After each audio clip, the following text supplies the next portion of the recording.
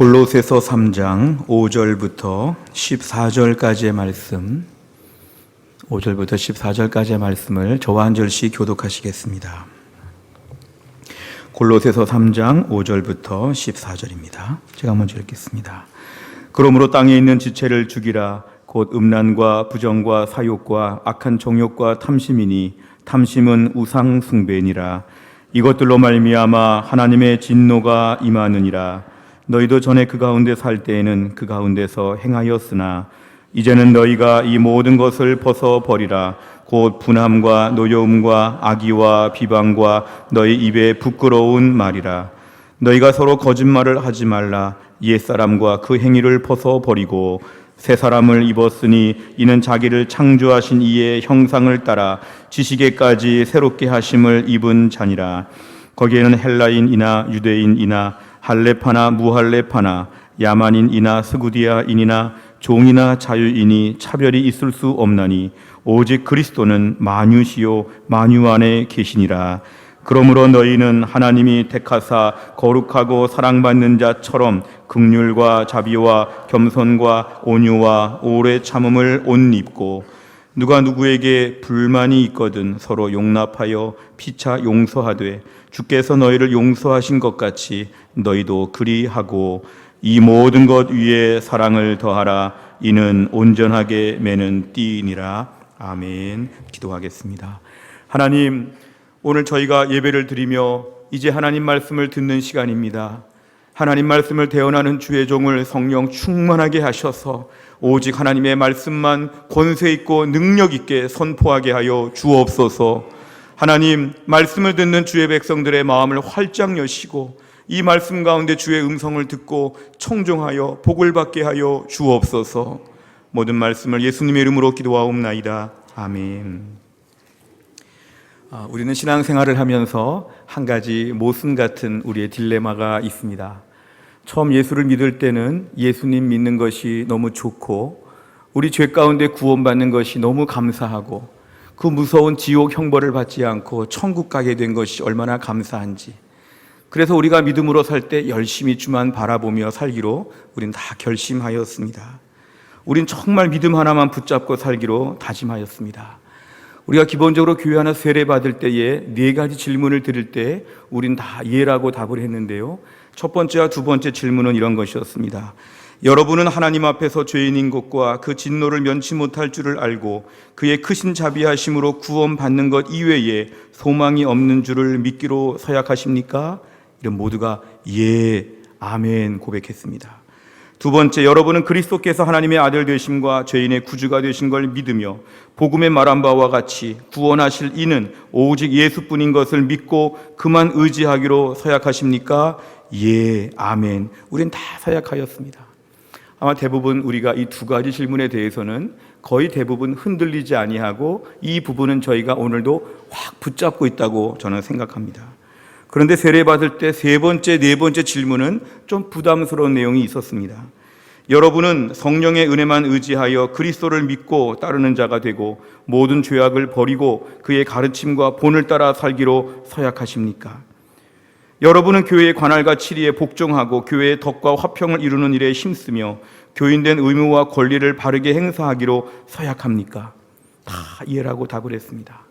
이 3번째와 4번째 우리가 읽은 내용들을 보면 우리에게 오늘날 많은 것을 부과하고 있습니다. 성령의 은혜만 의지하겠다, 그리스도를 믿고 따르는 자가 되겠다, 우리에게 죄악을 버리겠다, 그의 가르침과 본을 따라 살기로 우리는 서약하였습니다. 교회 안에서 관할과 치리에 복종하고 교회의 덕과 화평을 이루는 일에 우리는 힘쓰고 교인의 의무, 교인의 권리를 잘 감당하기로 우린 다 약속하였습니다.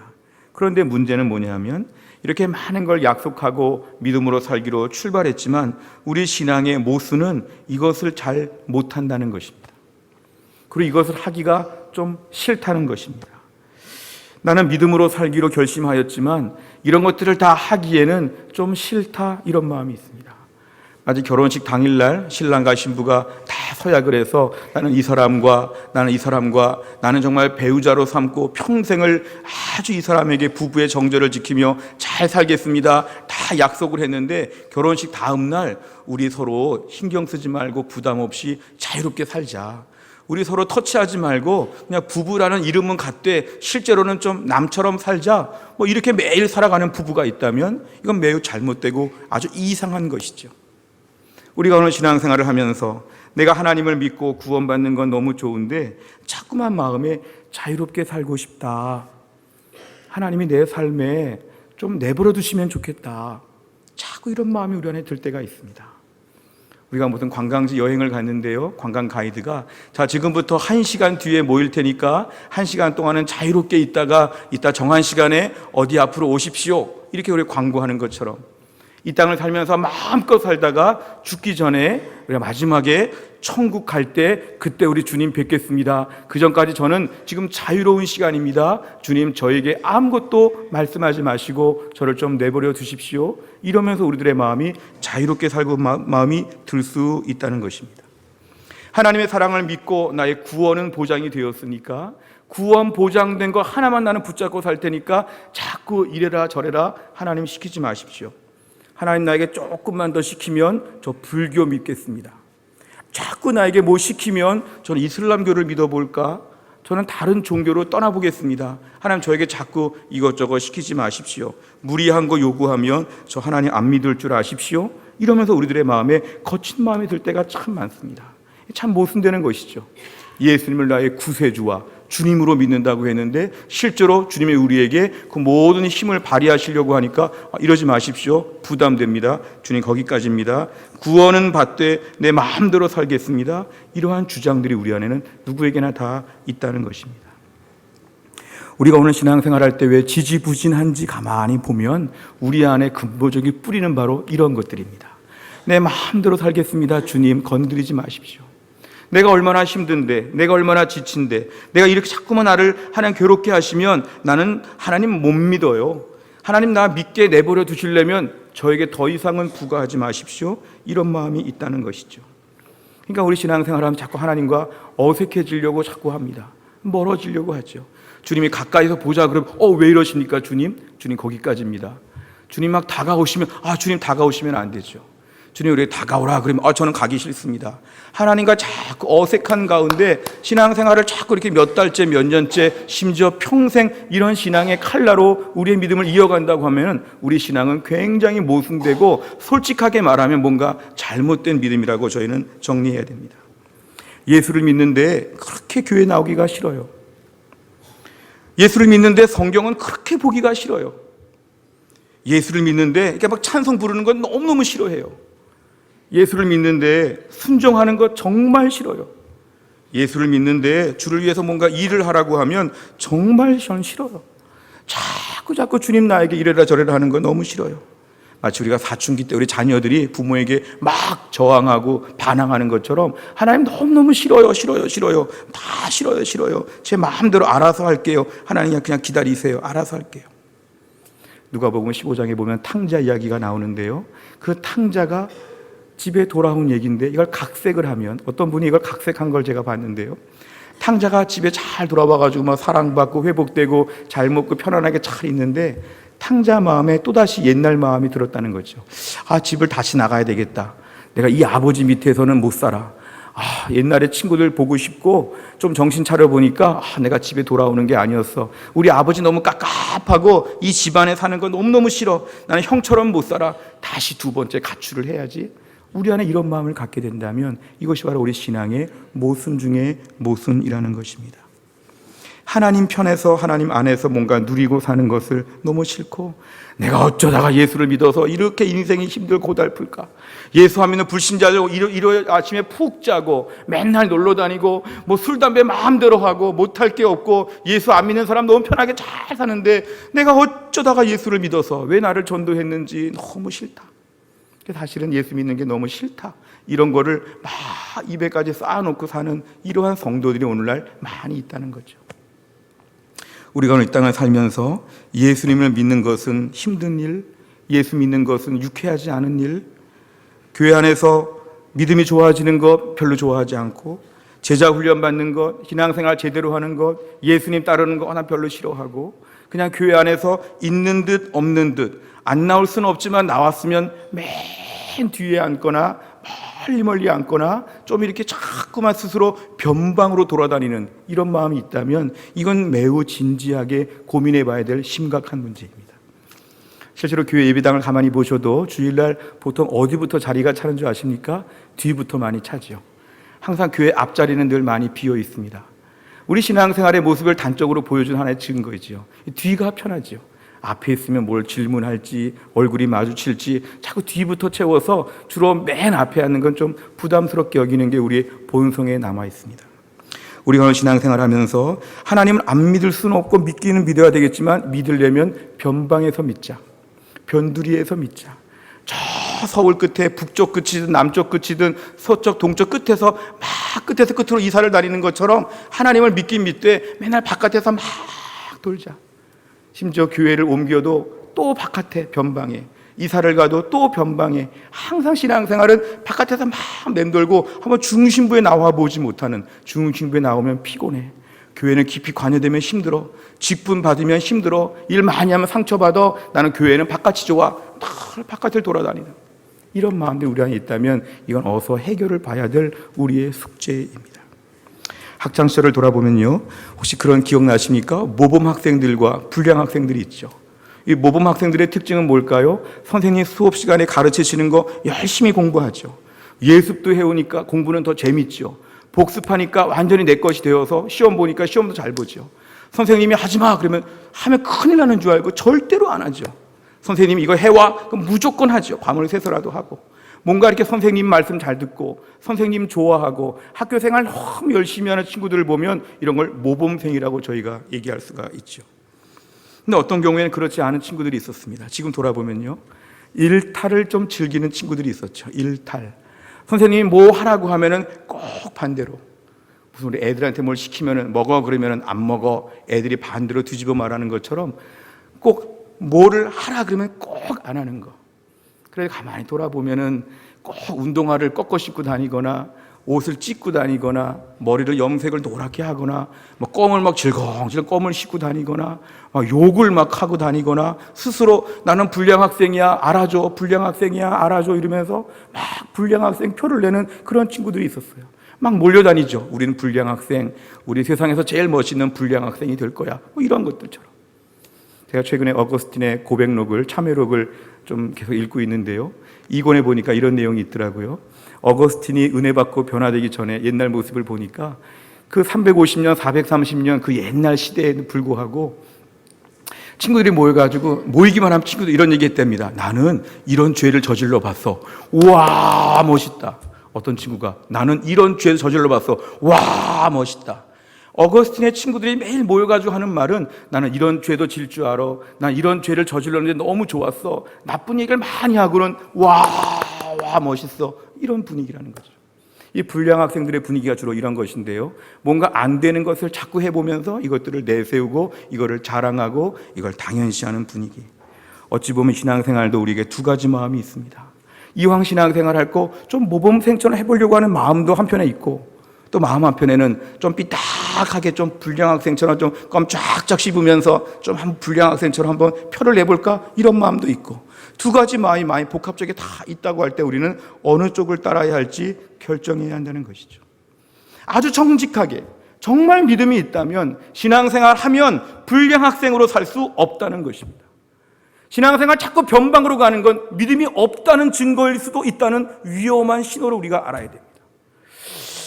분명히 믿음 생활 하는데 왜 자꾸 나는 변두리 변방에서 맴돌면서 하나님 믿으려고 할까? 나 믿음 없는 거 아닐까? 나 지옥 가는 거 아닐까? 좀 진지하게 우리 자신을 돌아볼 필요가 있다는 것입니다. 우리 신앙생활 변방 스타일은 반드시 점검해 봐야 됩니다. 비성경적인 신앙, 아니면 내가 복음이라고 해서 나를 숭배하는 것이죠. 내 생각에 아니야 하나님 아무리 말해도 아니야. 자꾸 내 마음에 내가 하나님이 되는 거죠. 내가 하나님이 되어가지고 내가 결정하고 내가 다 생각하고.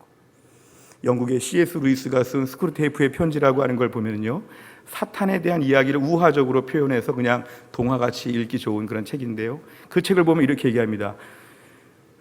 고참 사탄이 아주 그냥 신참, 초보자 사탄을 가르치는 내용입니다. 하나님의 백성들, 성도들을 미혹할 때는 하지마 하는 것보다는 하더라도 좀 이렇게 변두리에서 하도록 해, 뭐 이런 식으로 유혹한다는 것이죠. 믿기는 믿되 대충 믿도록, 하나님 앞에서 막 뜨겁게 하지는 못하고 간신히 하나님 믿도록, 예배 드릴 때도 막 억지로 예배 드리는 것처럼 만들도록, 그러니까 뭔가 못하게는 못하지만 하긴 하되 좀 간신히 하게 그렇게 좀 사람을 만들면 너 사탄은 작전에 성공할 것이야, 한번 그렇게 해봐, 막 가르치는 내용이 나오는데 재밌게 봤습니다. 우리가 신앙생활 하면서 중심에 좀 들어가 보려고 하면 안 돼. 가장자리로 가. 가장 변방에서 신앙생활 하는 게 제일 편해, 제일 좋아. 이게 바로 사탄의 유혹이라는 것이죠. 똑같은 하나님을 믿고 정말 믿음과 구원과 천국과 지옥과 인생의 모든 것이 분명하다고 하면 정말 믿으려면 확실하게 믿어야 될 텐데 자꾸 변방 스타일은 우리의 구원을 점검해 봐야 한다는 것입니다. 오늘 우리가 신앙생활할 때 한편으로 보면 변방이든 중심이든 믿으면 됐지, 자꾸 이렇게 뭘 요구하십니까? 하나님 좀 너무 디테일하십니다, 싫습니다, 이럴 수 있는데요, 성경에 의하면 하나님이 우리를 향한 기대 수준이 너무 높다는 걸 저희가 몰라서 이해를 못할 때가 있습니다. 성경에 보면요, 디도서 2장 14절 같이 읽습니다. 시작. 그가 우리를 대신하여 자신을 주심은 모든 불법에서 우리를 속량하시고 우리를 깨끗하게 하사 선한 일을 열심히 하는 자기 백성이 되게 하려 하심이라. 아멘. 잘 보십시오. 속량하시고는 대신 돈 주고 사셨다는 거죠. 좀 더 보여주세요. 속량하시고는 대신 돈 주고 우리를 노예에서 사준 것처럼 우리를 건져주시고 구원해주시고 천국 가게 해주셨어요. 그런데 그것은 의미가 뭐냐면 우리를 깨끗하게 씻어주시고 선한 일을 열심히 하는 하나님의 자기 백성, 친백성을 삼으시려고 우리를 다 구원하셨다는 것입니다. 우리는 거기까지는 바라지 않는데요, 지옥만 안 가게 해주세요, 천국만 가게 해주세요, 나는 거기까지만 바라는데 하나님은 속량하시고 우리를 깨끗하게 하시고 선한 일을 열심히 하는 하나님의 백성이 되게 하시라. 이게 바로 우리를 구원하신 목적이었다는 것입니다. 어느 길을 가는데요, 아주 위험한 교통사고에서 어떤 아이가 좀 살짝 다쳤습니다. 그런데 길 가는 사람이 그 사람을 막 달려와가지고 막 구해주고 간신히 좀 고쳐주고 막 이렇게 했는데 나중에 그 애가 살게 되니까 어느 병원에 가니 병원에 다 가더니 병원비를 다 내주고, 그래서 애가 병원에서 치료를 다 받을 수 있으니까 다 해주고, 자기는 전혀 관계 없었지만 다 도와주고, 나중에 너 먹을 건 있니? 너 집은 어디니? 물어봐가지고 그 아이에게 필요한 것들을 다 돈을 주고, 너 학교 다니고 있니? 너 대학은 가야 되지 않겠니? 너 취업도 해야 되지 않겠니? 막 대학도 취업도 다 길을 열어주고, 나중에 너 정말 불쌍한 애구나, 너 그냥 우리 집에 와서 나를 아빠라고 불러봐라, 내가 너 아버지가 되어줄게, 너 내가 너를 입양할까? 막 해주고. 우리가 볼 때는 아주 위험한 차 사고에서 간신히 구해준 것만 해도 너무 감사하고 감사한데 자꾸 와가지고 뭘 해준다, 너 공부해야 돼, 너 앞으로 인생 어떻게 할래, 막 다가와가지고 잘해주고, 심지어 막 우리 집에 와서 살아, 내가 너 엄마가 되어줄게, 내가 아빠가 되어줄게, 막 이렇게 하면 우리는 왜 이렇게 잘해주지, 왜 여기까지 해주지, 놀라는 것처럼 오늘 하나님께서 우리를 구원하신 목적은 뭐냐 하면 지옥 안 가게 되었다, 천국 가게 되었다, 살았네, 이 정도가 아니라는 것이죠. 변방에 있던 가운데 있던 천국 가게 되었네, 좋네, 이게 아니라 하나님 우리에게 선한 일을 열심히 하는 자기 백성이 되게 하려 하심이라.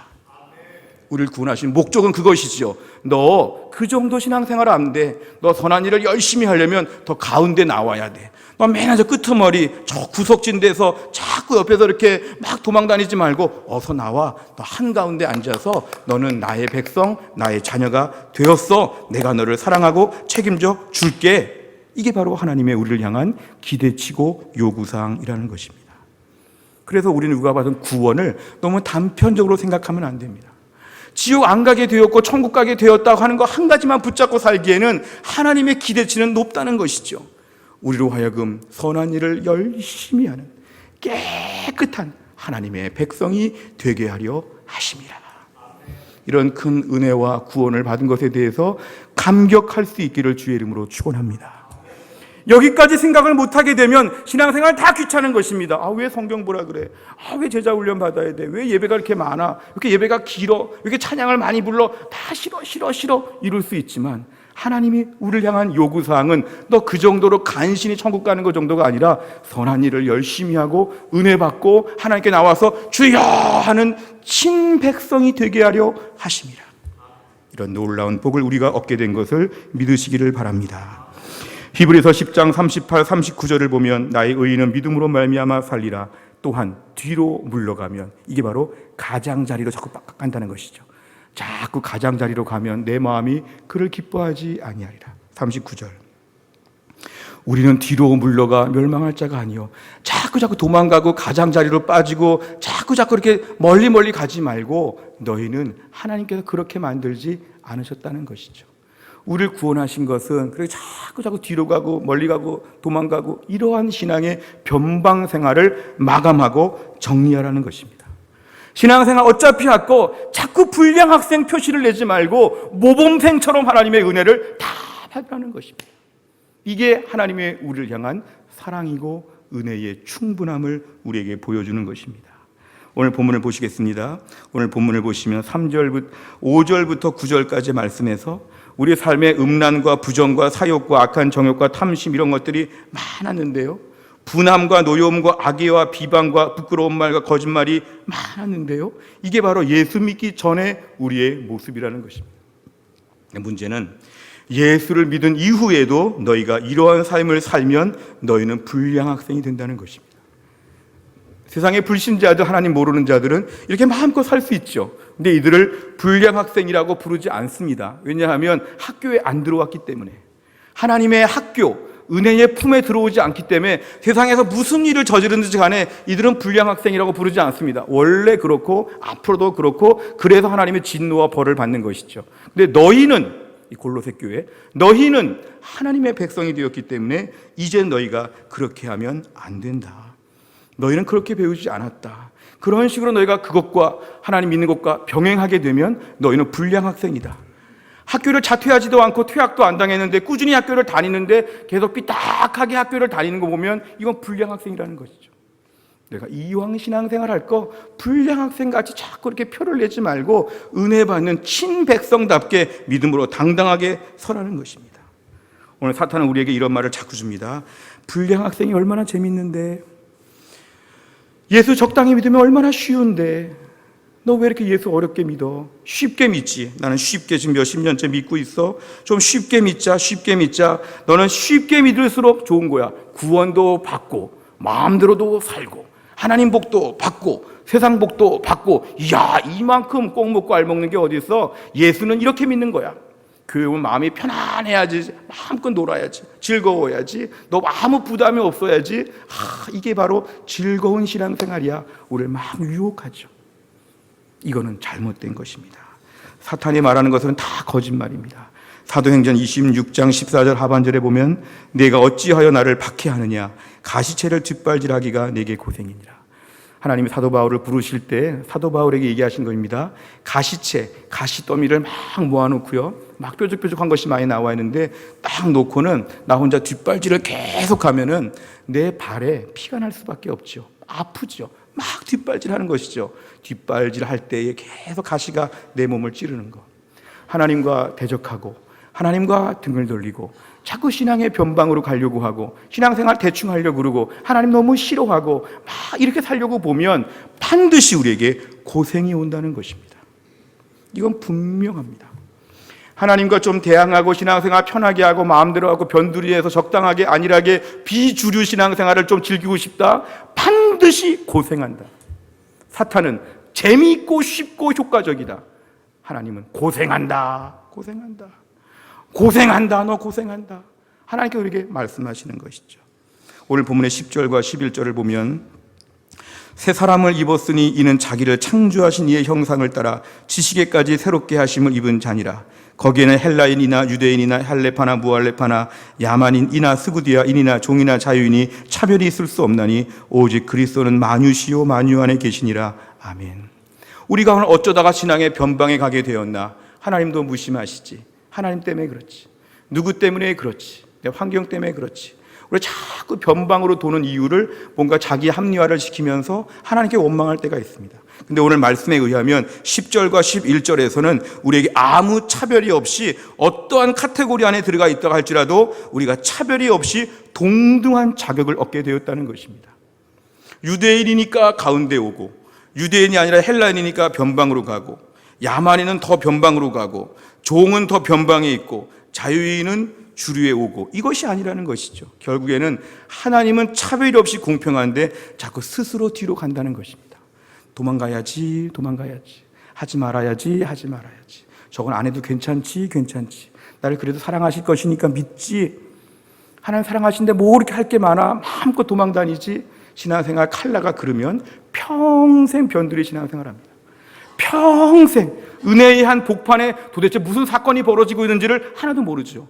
맨날 내가 없는 자리에서 부흥과 기적과 은혜가 충만하고, 그런 일이 있었대? 궁금해하죠. 그런 일이 있어? 난 변방에 있으니까 잘 몰라. 은혜의 주류에서 지금 무슨 일이 부글부글 끓고 있는지, 어떤 사건이 있는지, 하나님 어떻게 역사하시는지를 전혀 모른 채 변방을 돌아다니면 하나도 모르는 것이죠. 제일 불행한 게 뭔지 아십니까? 내가 없는 자리에서 부흥이 일어나면 제일 불행한 것이죠. 내가 없는 자리에서 은혜가 넘쳤다? 굉장히 이거 부끄럽고 안타까운 것이죠. 내가 은혜의 자리에 한 복판에 서 있게 하여 주시옵소서. 은혜의 한 복판에서 멀어지지 않도록 붙잡아 주시옵소서. 은혜의 변두리는 우리 신앙의 습관이 됩니다. 예레미야 22장 21절 같이 읽습니다. 시작. 내가 평안할 때에 내가 네게 말하였으나 내 말이 나는 듣지 아니하리라 하였나니 네가 어려서부터 내 목소리를 청종하지 아니함이 내 습관이라. 아멘. 신앙생활의 이 변방 스타일은 습관입니다. 습관. 평생 습관입니다. 한두 번 불순종해보면 앞으로 불순종은 너무 쉬운 것이지만 순종은 너무너무 어려운 것이 됩니다. 어려서부터 습관이 되었다는 건 몸에 굳어 있습니다. 자동적으로 움직이고 몸이 기억합니다. 이거는 지금 나는 무조건 이렇게 해야 돼. 싫어. 아니야. 안 할 거야. 안 돼.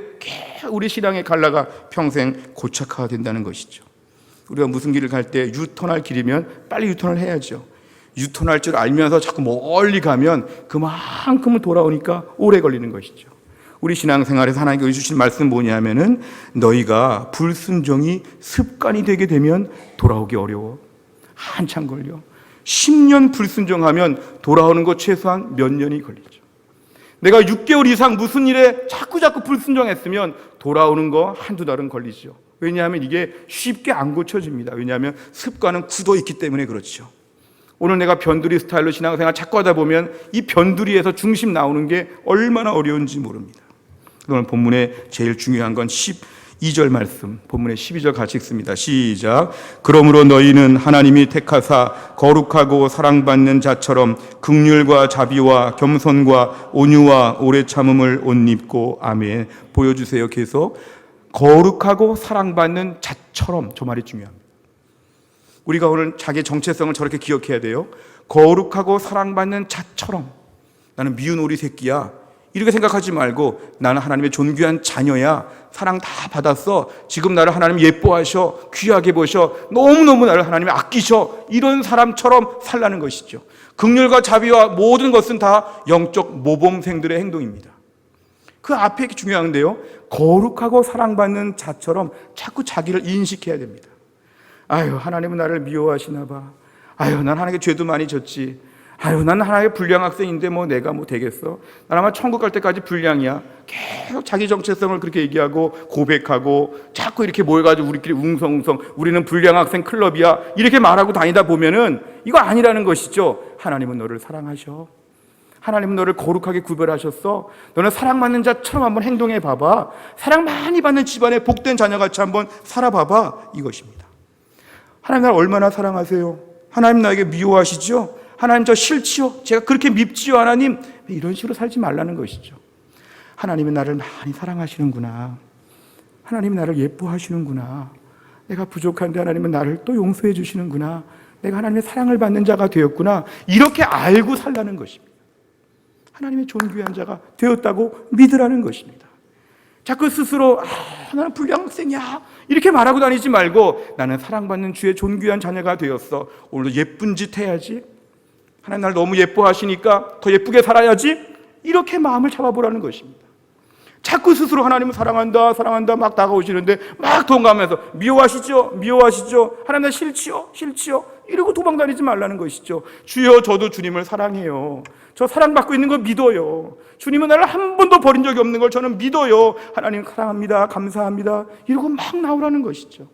하나님의 사랑받는 자처럼 하나님의 사랑받았기에 하나님의 사랑 앞에서 막 뛰어가는 거예요. 사탄은 요 사이에서 이간질을 시킵니다. 하나님 너를 사랑하지 않아. 하나님 너 사랑해 본 적이 없어. 너는 너무 못났어. 너는 죄가 많아. 넌 부족해. 하나님 너를 사랑하지 않아. 이거 사탄의 이간질이죠. 하나님 말씀은 그게 아닙니다. 너 사랑받는 자가 되었잖아. 사랑받는 자처럼 좀 살아봐. 내가 너를 많이 사랑하잖아. 그 사랑을 좀 믿고 아마 그만큼 살아봐. 하나님 계속 우리에게 들려주신다는 것입니다. 로마서 8장 7절 육신의 생각은 하나님과 원수가 되나니 하나님의 법에 굴복하지 못한다는 것이죠. 육신의 생각은 하나님과 자꾸 원수가 되게 만들어요. 하나님과 등 돌려. 하나님은 너를 싫어해. 하나님 너에게 앞으로 아무것도 안 해줘. 하나님 너를 미워해. 자꾸 원수가 되게 만들죠. 육신의 생각은 사탄이 주는 생각이죠. 근데 우리의 생각은 저게 아니라 우리의 생각은 사랑받는 자처럼 살아야겠다. 어느 아이가 집에서 부모님이 자기를 사랑하는 걸 정말 알면 아이의 인생이 바뀐다고 합니다. 아, 부모가 나를 사랑하는구나 싶으면 부모가 나에게 잔소리해도 나를 사랑하니까 그런가 보다. 엄마가 밥을 좀 늦게 줘도 엄마가 지금 바빠서 그런가 보다. 뭐 이런 식으로 이해하죠. 자기 인식을 사랑받는 자로 생각하지 못하면 엄마는 나를 미워하니까 오늘 밥을 안 해줄지도 몰라. 일부러 시간을 끄는 거지. 오늘따라 밥이 왜 이렇게 늦어? 내가 제일 싫어하는 반찬만 오늘 내왔어. 엄마 나를 미워해. 엄마 나를 미워해. 엄마 나를 너무너무 미워해. 이렇게 본다면 그 아이의 생각이 문제가 된다는 것입니다. 오늘 말씀 듣는 모두에게 제가 권면합니다. 하나님께서 우리를 너무너무 사랑하심을 믿으시기를 주의 이름으로 축원합니다.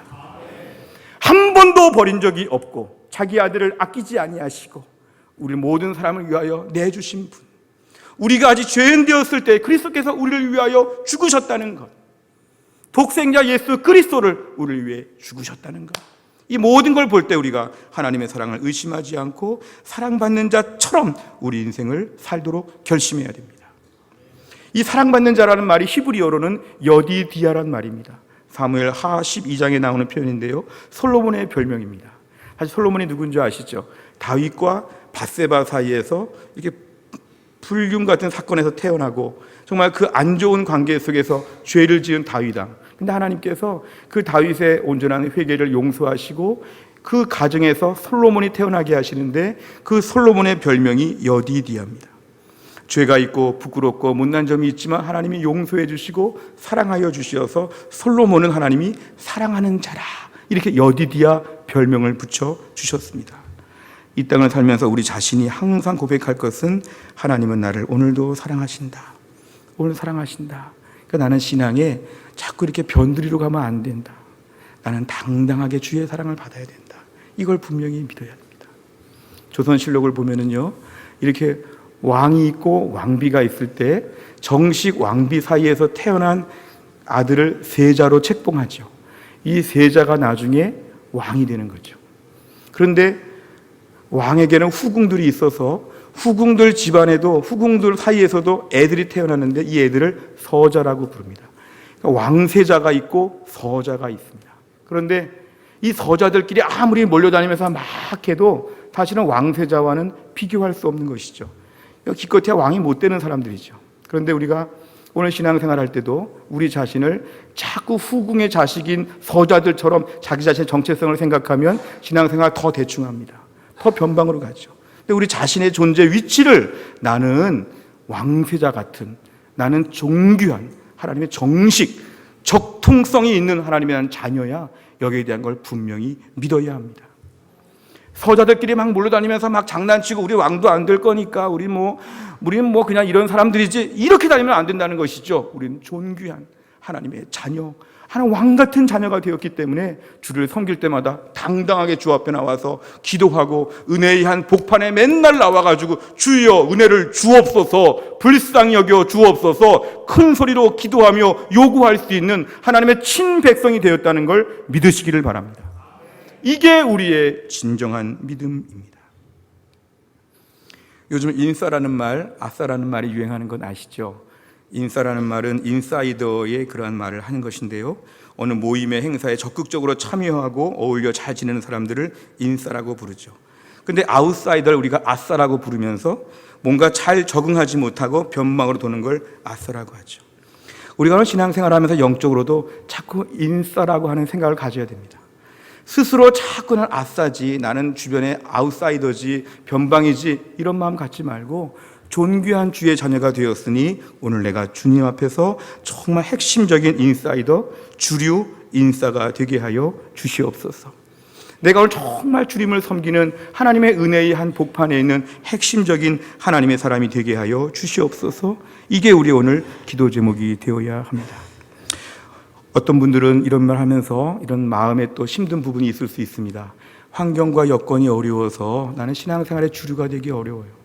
건강도 안 좋고 직장도 안 좋고 바쁘고 어려움이 많으니까 우리 주변에 신앙생활 열심히 하는 사람들을 보면 부럽지만 나는 그렇게 될 수가 없는 이 한계 상황 때문에 나는 참 안타까워요. 오히려 오늘 설교를 들으니까 더 마음이 서운하고 분해요. 이럴 수도 있습니다. 근데 우리 형편과 관계없이 신앙생활의 주류가 될 수 있음을 우리는 믿어야 합니다. 형편과 사정과 관계없이 다른 건 몰라요. 경제적으로 가난할 수 있어요. 지식적으로 부족할 수 있어요. 그러나 신앙적으로만큼은 내가 오늘도 신앙의 주류가 될 수 있도록 하나님이 길을 열어주신 걸 믿어야 합니다. 제가 얼마 전 신문을 보니까요, 방글라데시에서 25년 동안 빈민촌 의사로 섬겼던 이성로 씨에 대한 그러한 글이 나온 걸 봤습니다. 전남대 의대를 졸업했는데요, 이분이 키가 한 150 얼마가 안 돼서 군대가 면제가 되니까 이분은 자기가 좀 군대 가는 만큼 어디 가서 봉사를 하자, 3년만 봉사를 하자 이렇게 결심을 하고 방글라데시로 갔는데요, 가정의학과 전문의가 된 다음에 거기 가가지고 3년만 일하자는 게 25년 일하게 되었습니다. 그런데 이분이 아산 사회복지재단에 상을 받게 되어서 최근에 귀국했다가 일간지 이렇게 인터뷰하는 것을 보았습니다. 이분이 25년 만에 한국에 와가지고 많은 상황을 보니까 방글라데시와 한국은 비교할 수 없을 만큼 차이가 많은데, 이 방글라데시에 비교해 볼 때 한국 사람들은 너무 오늘날도 학벌과 직업과 돈에 따라서 내면의 행복이 결정되는 것처럼 사는 게 너무 안타깝다는 글을 썼습니다. 차라리 방글라데시는 훨씬 가난하고 어렵지만 이것 때문에 불행하다고 느끼지 않는다는 것이죠. 근데 우리는 더 많은 걸 가지고 있으면서도 나는 대학을 못 나와서, 나는 직장이 안 좋아서, 뭐가 없어서 나는 행복하지 못해 이러면서 막 좌절하고 절망하는 게 본인은 너무 안타깝다는 글을 썼습니다. 이런 신앙생활에 오늘 본문의 말씀에 적용해 본다면, 나는 학벌이, 직업이, 돈이, 건강이 뭐가 안 돼서 나는 절대로 신앙의 주류가 될 수 없었어, 이런 생각은 잘못된 것입니다. 우리가 신앙생활의 주류가 되고 비주류가 되는 것은 환경과 여건이 아니라 우리 심령의 하나님의 은혜를 알면, 우리 심령의 은혜가 가득 차면 오늘도 우리 모두가 신앙의 주류가 될 수 있다는 것을 믿으시기를 바랍니다. 지금의 건강 가지고도 신앙의 주류가 될 수 있음을 믿으시기를 주의 이름으로 축원합니다. 지금의 가정 형편, 지금의 자녀, 모든 환경 가운데 다른 건 몰라도 내가 신앙만큼은 주류로 믿음으로 살게 하여 주시옵소서. 우리가 오늘 신앙의 주류가 되는 사람의 특징은 뭐냐면 에베소 5장 10절입니다. 에베소 5장 10절 보여주실까요? 에베소 5장 10절 보면 주를 기쁘시게 할 것이 무엇인가 시험하여 보라. 이게 바로 오늘 신앙의 주류가 되는 굉장히 중요한 방법입니다. 인생 가치관이 저것입니다. 주를 기쁘시게 할 게 무엇일까? 이렇게 하면 기쁘시게 할까? 이렇게 하면 기쁘시게 할까? 주를 기쁘시게 할까? 무엇인가?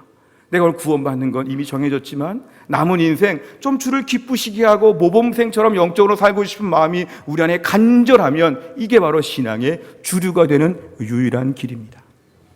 남은 인생 신앙의 주류가 되게 하여 주시옵소서.